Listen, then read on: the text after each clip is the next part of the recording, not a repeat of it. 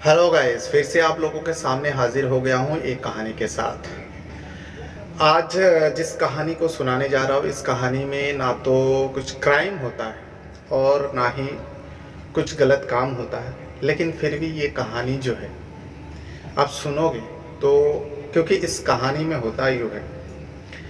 एक छोटा सा बच्चा 5 साल की उम्र में वो अपने घर के पास खेल रहा होता, तभी उसके बड़े भाई के साथ थोड़ी दूर रेलवे स्टेशन पे जाता है। अक्सर जाया करता है और रोज़ जाया करता है, अक्सर नहीं बल्कि रोज़ जाया करता है। घर से ज़्यादा दूर नहीं था रेलवे स्टेशन। उस रेलवे स्टेशन पे जाता है, उसके बाद ट्रेन आती है, ट्रेन में बैठता है, एक स्टेशन से दूसरा स्टेशन जाता है। लेकिन उसके बाद उसका जो बड़ा भाई होता है वो उसको दिखाई नहीं दे रहा था, तो उसे लगा आसपास ही होगा, आ जाएगा, भाई मुझे छोड़ के कैसे जा सकता है। लेकिन उसके बाद फिर से ट्रेन चल पड़ती है, लेकिन भाई नहीं आता। अब काफ़ी समय हो चुका था, भाई नहीं आ रहा था। तभी आखिरकार वो लड़का जो है अब रोने लगता है। वो ट्रेन के अंदर ही था और रोने लगता है। रोते रोते वो उसी ट्रेन में सो जाता है। पूरी रात उसी ट्रेन में वो सोया रहता है। सुबह होती है, सुबह उसकी आँख खुलती है तो भाई तो नहीं था, ना वो घर पर था, बल्कि एक अलग ही जगह पर वो था। उसके बाद उस जगह में एक व्यक्ति मिलता है। वो व्यक्ति उसको लेकर नज़दीकी पुलिस स्टेशन पहुंचता है। अब पुलिस उससे जब बातचीत कर रहा था तब वो रोए जा रहा था, अपना भाई का नाम बता रहा था और कौन सी जगह से वो आया है वो नहीं बता पा रहा था, और बाकी किसी और लोगों का भी नाम नहीं बता पा रहा था। एक तो डरा हुआ था और ऊपर से एक 5 साल का बच्चा कैसे कुछ क्या याद में रहेगा, और डरे सहमे हुए थे, इसीलिए वो कुछ बता ही नहीं पा रहा था। तभी पुलिस का टीम सोचता है ये तो गुम गया, अपने घर से बिछड़ गया, तो इसीलिए उसको एक अनाथ आश्रम नहीं बल्कि जो जुबिनाइट होम होता है उस जगह पर भेज देता है। लेकिन उस जगह पर कुछ दिन रहने के बाद उसे डर लगने लगता है, क्योंकि वहाँ पे सब जो अलग अलग किस्म का बीमारी का बच्चा, किसी का हाथ नहीं है, किसी का पैर नहीं, इस तरीके का बच्चा वहाँ पे रहता था। तब वो उसे देख के वो डरता था, रोता था। तभी वहाँ के कर्मचारी लोग, वहाँ के जो लोग होते हैं, वो उस लड़का को देखकर और बाकी लोगों से डिस्कस करता है, जो ये लड़का तो अच्छा खासा है और यहाँ पे उसको कैसे रख सकता है, इसी वो डर सहमा हुआ है, घर से बिछड़ गए, क्यों ना इसे किसी अनाथ आश्रम भेज दिया जाए। बात होती है, उसके बाद उसको अनाथ आश्रम भेज दिया जाता है। अब वो वहाँ से अनाथ आश्रम चला जाता है, अनाथ आश्रम में रहता है और वहाँ पे सब कुछ मिलता है।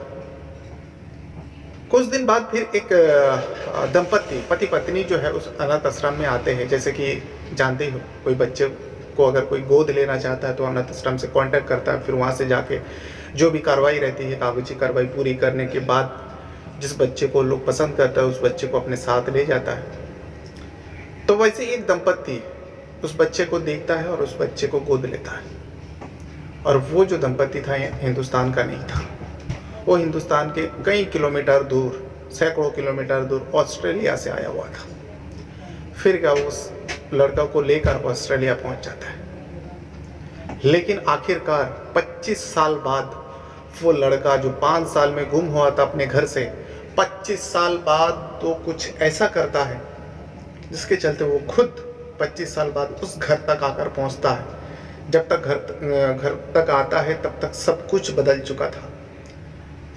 कितने लोगों की मौत हो चुकी थी, सब जिस स्टेशन से वो गया था उस स्टेशन का नक्शा भी बदल चुका था। जिस जगह पे वो रहते थे झोपड़ियों में, वो झोपड़ी बदल चुका था, पक्का मकान बन चुका था।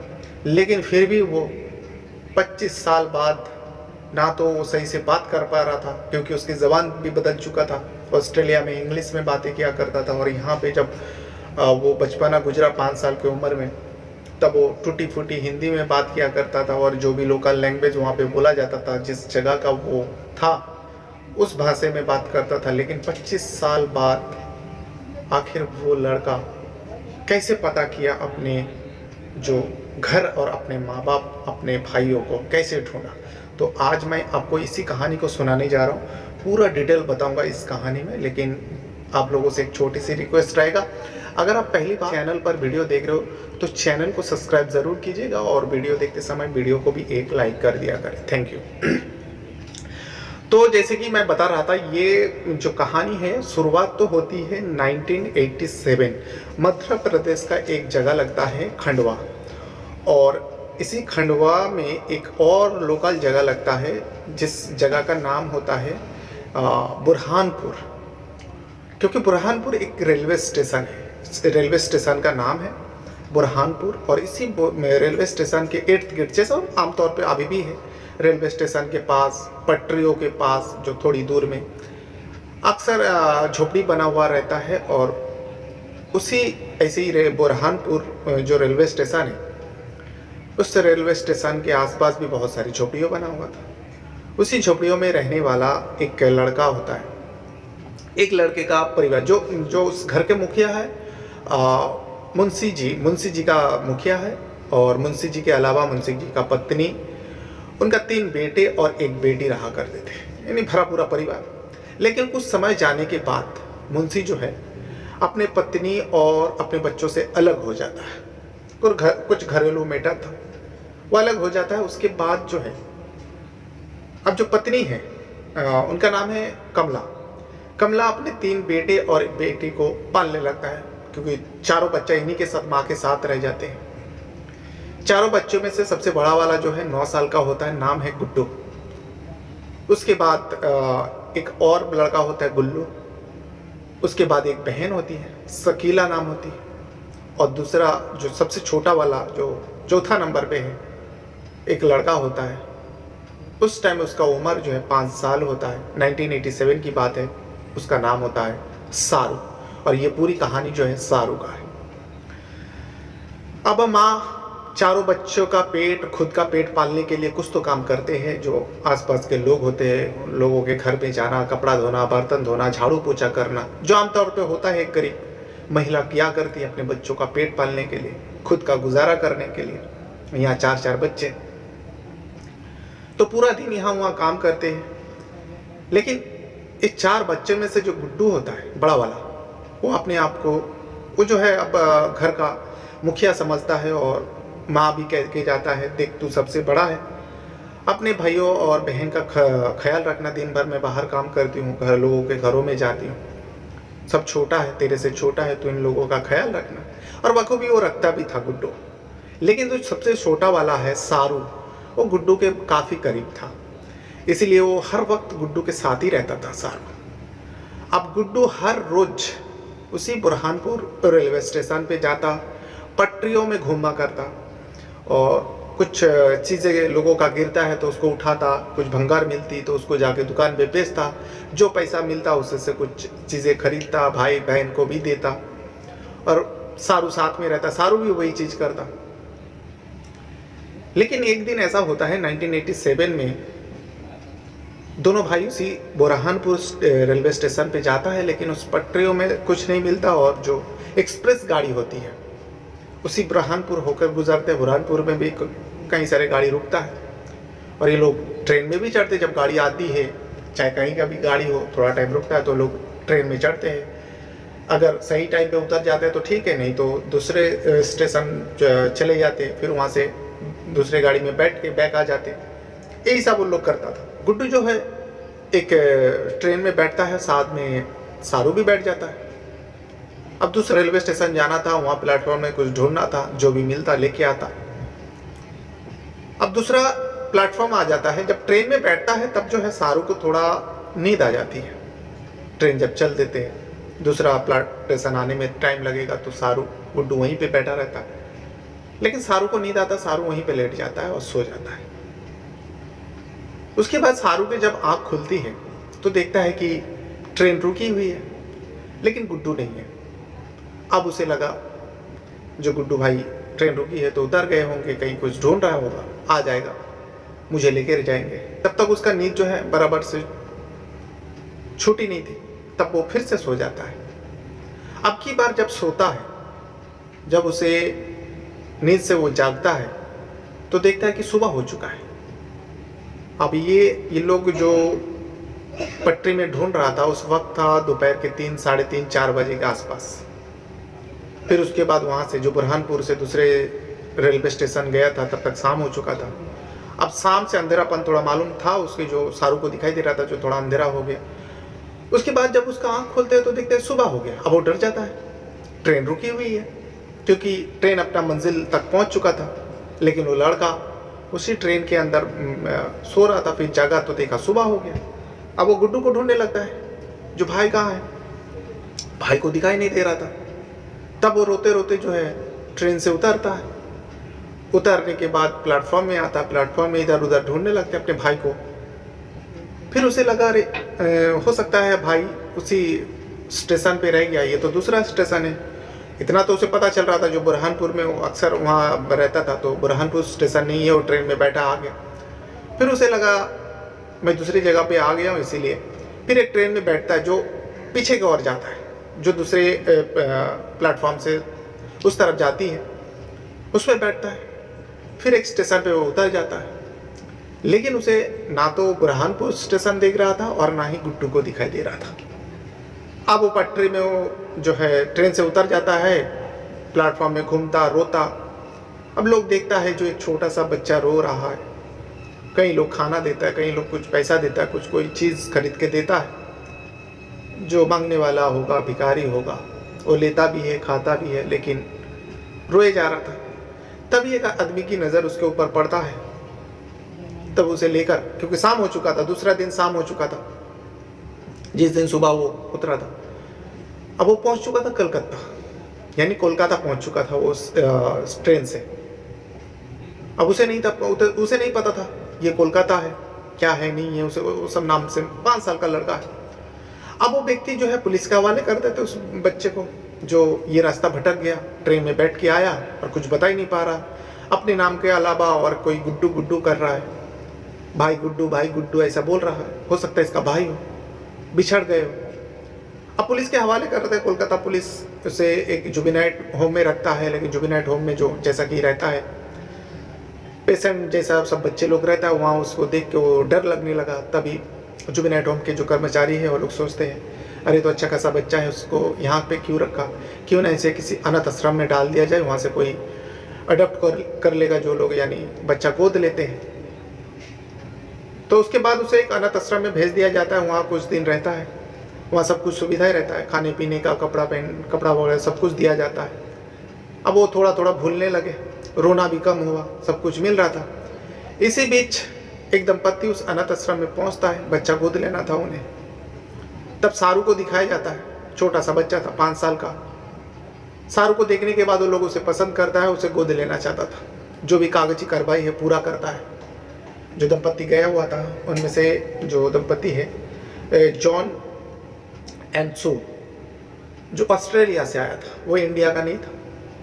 उन दंपत्ति को, जो दंपत्ति थे पति पत्नी, उनको शाहरुख पसंद आता है, कागजी कार्रवाई करते हैं। और उसके बाद शाहरुख को लेकर, पहली बार शाहरुख अब ट्रेन में तो कई मरतबा बैठ चुका था, उसके शाहरुख को लेकर इनमें बैठते हैं। उसके बाद उसे लेकर ऑस्ट्रेलिया पहुंच जाता है। ऑस्ट्रेलिया में जिस जगह पे उन लोग का घर था जॉन एंड सू का, होबार्ट शहर में पहुंच जाता है। और होबार्ट शहर में जाने के बाद एक माँ बाप जैसे अपने बच्चे के साथ करता है। सबसे पहले तो इसे स्कूल में दाखिला कराता है, हर चीज़ उसे देता है, हर खुशी देता है। अब वो शाहरुख जो है धीरे धीरे अपने यहाँ इंडिया के जो भी है सब कुछ भूलने लगा। समय बीतते गया, उसकी ज़बान चेंज होते गई, बदलते गया। यहाँ जो भी टूटी फूटी भाषा में बात करता था हिंदी में, और जो भी लोकल लैंग्वेज वो भी धीरे धीरे भूलने लगा। अब वो उसे इंग्लिश में बातें करने लगे, स्कूल में पढ़ने लगे। समय बीता। 1987 में वो कलकत्ता से गया था ऑस्ट्रेलिया। अब आ जाती है 2009, यानी 22 साल हो जाती है। 22 साल के बाद उसे अचानक याद आता है। थोड़ा थोड़ा तो याद तो आता था अपने भाई, खास करके गुड्डू को, माँ को। ऐसा कौन सा बच्चा रहेगा जो अपने माँ को याद नहीं करता होगा। शाहरुख भी अपने माँ को याद करता, गुड्डू को याद करता। 2009 में वो समझदार हो चुका था, बड़ा हो चुका था। उसे ख्याल आता है, क्योंकि वो अपने बाप का बिजनेस में हाथ भी बटा रहा था और इंटरनेट वगैरह सब कुछ चलाना उसे आ गया था, यानी कंप्यूटर लैपटॉप लेके वो घुमा करते थे, जैसे गोरे लोग आमतौर पे होता है। अब सारू भी उन लोग के जैसे घूमने लगता है। इसी बीच उसका एक गर्लफ्रेंड भी बनती है, फिर गर्लफ्रेंड से उसका ब्रेकअप भी हो जाता है। अब गर्लफ्रेंड से जब ब्रेकअप हो जाता है, फिर से एक नई गर्लफ्रेंड उसका बनते हैं जिसका नाम है लीज़ा। लीज़ा नया गर्लफ्रेंड होती है। उसके बाद लीज़ा के साथ डिस्कस करते हैं, और भी सारे फ्रेंड ग्रुप का फ्रेंड है। लेकिन उसे जो है अपने इंडिया में माँ बाप भाई बहुत याद आ रहा था। इस बात को किसी को कह नहीं पा रहा था। अब वो सोचता है मैं अपने इंडिया के माँ बाप को ढूंढूंगा और मैं कैसे भी करके पता लगाऊंगा। लेकिन एक 5 साल का लड़का इंडिया से जाता है, 22 साल उम्र हो जाता है, 2009 आ जाती है 1987 से। अब वो ढूंढेगा तो कैसे ढूंढेगा? वो सोचता है गूगल का सहारा लेंगे। गूगल सब कुछ बताता है। गूगल तो सब कुछ बताता है जब गूगल के सामने कुछ डॉक्यूमेंट्स रखो, कुछ चीज़ रखो, तब गूगल बता पाएगा। आप मन में सोचोगे तो गूगल नहीं बता पाएगा। और इस सारू को कुछ पता ही नहीं था। सारू को इतना पता था जिस जगह पे वो रहता था उस जगह में एक रेलवे स्टेशन है। रेलवे स्टेशन का नक्शा उसे थोड़ा बहुत याद था। एक पानी का टंकी है, एक फैक्ट्री हुआ करता था, लेकिन नाम कुछ भी नहीं पता था। ये मन में अंदर था। अब वो मन के अंदर था तो उसे कैसे गूगल में सर्च करे? गूगल पे सर्च करने के लिए कुछ तो टाइप करना पड़ेगा, कुछ तो लिखना पड़ेगा, तब जाके गूगल बताएगा। अब इंडिया इतनी बड़ी कंट्री है, वो कुछ नाम नहीं डालेगा तो कैसे पता चलेगा? फिर उसे ख्याल आता है मैं इस स्टेशन से बैठा था, उस स्टेशन से मेरी जब आँख खुली तब शाम था, और जो ट्रेन में बैठा था मैं, उस ट्रेन में जब मेरी आँख खुली तो सुबह हो चुका था। यानी सुबह जब हुआ था वो कलकत्ता में था। ऐसी कौन सा ट्रेन हो सकता है जो 12 घंटा पहले शाम के वक्त उस रेलवे स्टेशन में था और सुबह हुआ तो कोलकाता में था? यानी 12 घंटा पहले जिस स्टेशन से वो ट्रेन होगी, उस स्टेशन का नाम अगर उसे पता चल जाए तो उसे ढूंढने में आसानी रहेगा। अब वो सर्च करता रहा जो स्टेशन। अब पता चला कि बहुत सारे स्टेशन हैं जो 12 घंटे में कोलकाता तक ट्रेन आती है। अब फिर उसे लगा ऐसे कैसे ढूंढेंगे और कैसे पता लगाएंगे? वो स्टेशन उसे दिख ही नहीं रहा था जिस स्टेशन पे वो रहता था। तब उसे ख्याल आता है जो 1987 की बात है और ये अभी 2009 में सर्च कर रहा है। उसका दोस्त से जो लीज़ा है उससे वो डिस्कस किया तो लीज़ा बताती है देखो 1987 में उस टाइम का ट्रेन का रफ्तार जो है कम होती थी। अब इतना सालों बाद, 22 साल बाद ट्रेन का रफ्तार भी बढ़ चुका है। अब तुम जो ढूंढ रहे हो 1500 किलोमीटर का जो अंडर आता है वो रेलवे स्टेशन तुम्हें पता दिखा रहा है।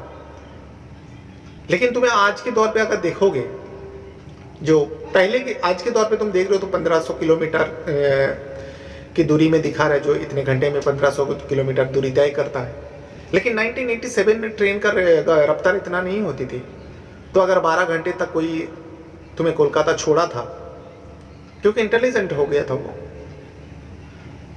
तो उस रेलवे का रफ्तार के हिसाब से अगर देखोगे तो 80-85 किलोमीटर पर घंटा चलता था। अभी इसके हिसाब से अगर तुम 10 घंटा 12 घंटा तक ट्रेन में बैठा रहा, फिर सुबह हो गई, तो इसको मल्टीप्लाई करो तो तुम 950 से या 900 से 1000 किलोमीटर तक दूरी में ही तुम था शाम के वक्त।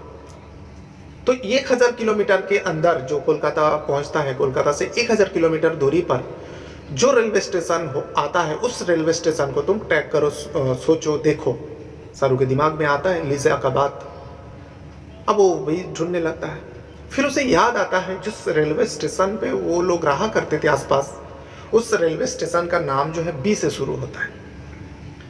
अब बी से रेलवे स्टेशन वो सर्च करने लगता है। इंडिया के अंदर कई सारे रेलवे स्टेशन दिखा रहा था, लेकिन इसी में से एक रेलवे स्टेशन एक दिखा रहा था जो खंडवा में स्थित था, बुरहानपुर। अब उसे थोड़ा बहुत तो धुंधला सा ऐसा दिमाग में छा रहा था, जो ऐसा तो नहीं इसी बुरहानपुर का मैं रहने वाला हूँ, उसे थोड़ा बहुत एकदम धुंधला सा ख्याल आ रहा है।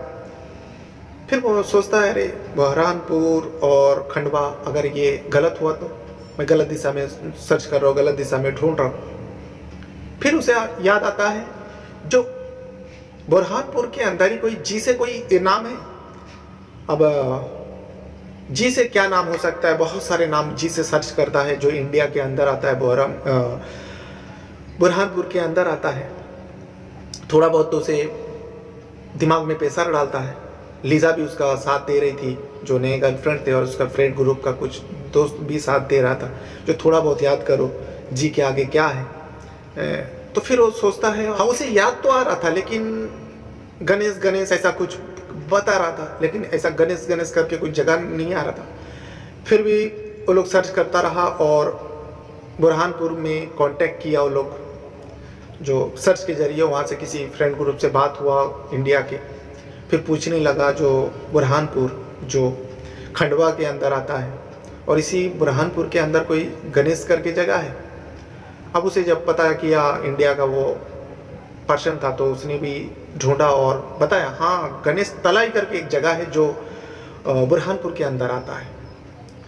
जैसे ये बात गणेश तलाई सारू को बताया जाता है, तो सारू को अब ठान लेता है सारू, जो मुझे इंडिया जाना है और मुझे ढूंढा है। फैसला करता है 2009 में। 2009 से वो 2012 तक, यानी 3 साल तक वो जब भी उसे टाइम मिलता था वो सर्च करते रहता था और अपना घर, अपना भाई लोगों को ढूंढते रहता था, उस जगह को ढूंढते रहता था, रेलवे स्टेशन को ढूंढते रहता था। अब 2012 आ जाता है। 2012 में 10 फरवरी 2012 के दिन था, वो फैसला कर लेता है। तब तक 25 साल हो चुका था उसे इंडिया छोड़े हुए। 25 साल बाद वो फैसला करता है और कहता है मुझे इंडिया जाना है। वीज़ा लगवाता है और अपने उधर ऑस्ट्रेलिया के जो माँ बाप हैं, जैन एंड सू, उनको ना बताते हुए, वो क्योंकि अक्सर वो इधर उधर घुमा करते थे, बड़ा हो चुका था। सारू जब तक 30 साल का हो चुका था, 25 साल बाद वो पहली बार इंडिया में आ रहा है और अपने माँ बाप को ढूंढने, बल्कि माँ और भाइयों को ढूंढने।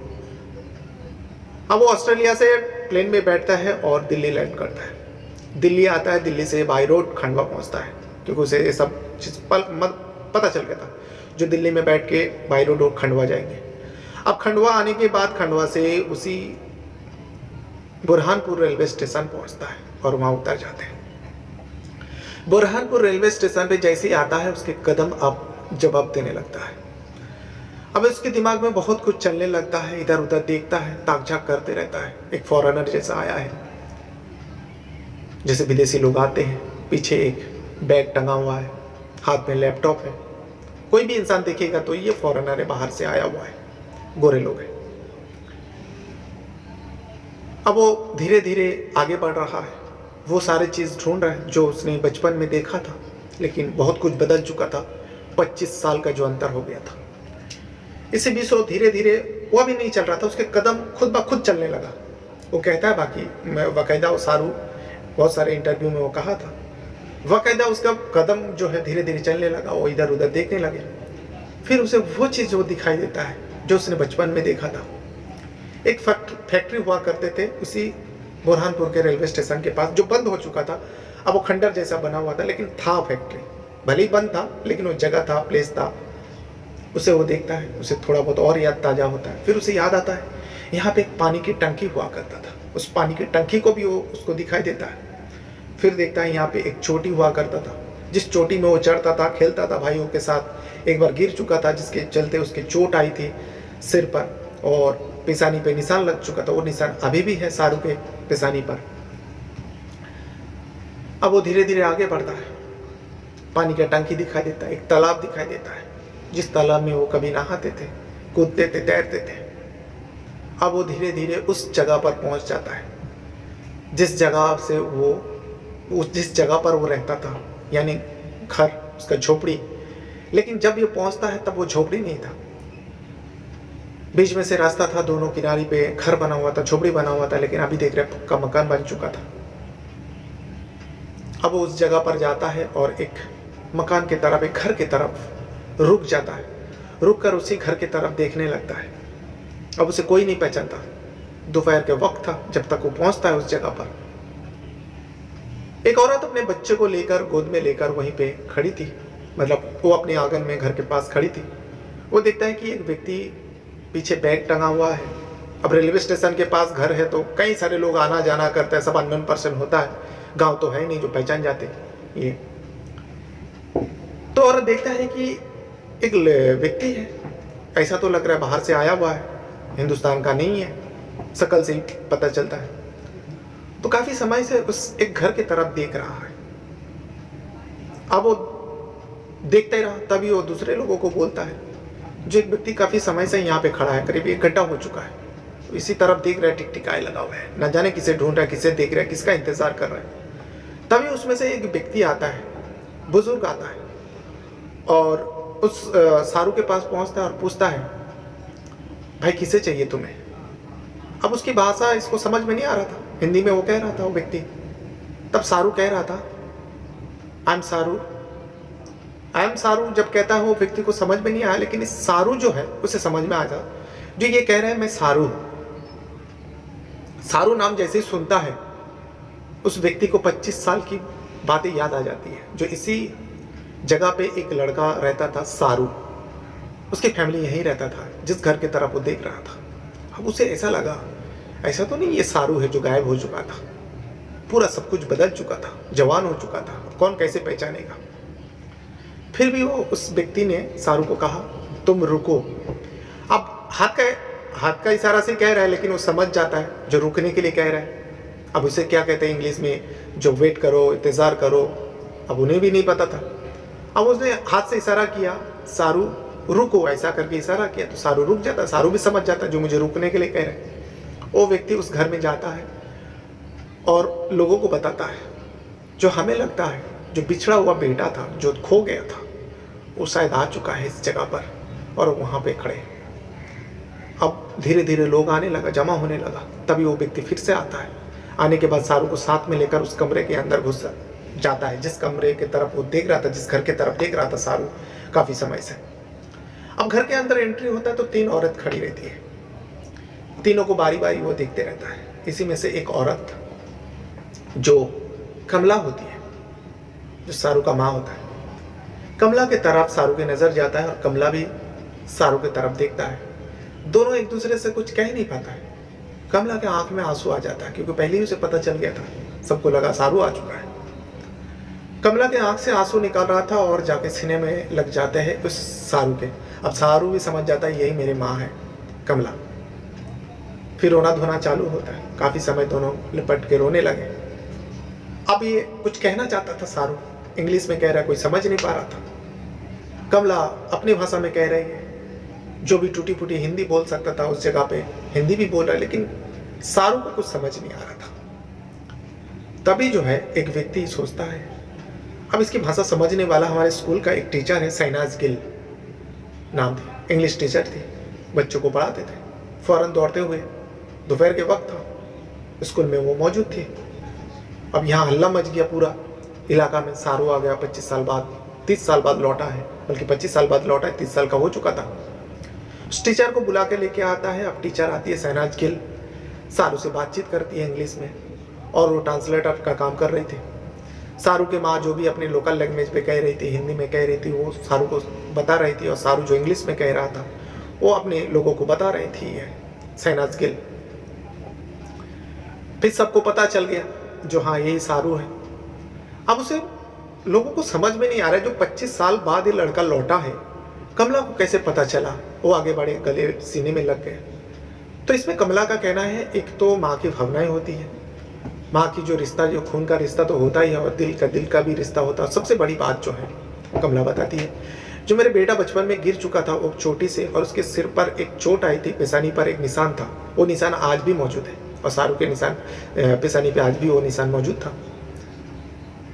तभी से वो पहचान गया। उसके बाद काफ़ी समय बीता, वहाँ से सब लोग आ गए। अब जो छोटा वाला भाई था उसका शादी हो चुका था, गुल्लू का, उसके बच्चे से मिला, पत्नी से मिला, अपने भाभी से मिला, यानी शकीला भी आ गया अपने पति के साथ। शकीला पति से मिलवाया, जीजा से मिला, बच्चों लोग से मिला, भंजा भंजी से मिलवाया। उसके बाद सारू ढूंढ रहा था अपने बड़े भाई गुड्डू को। माँ को पूछा गुड्डू कहाँ है,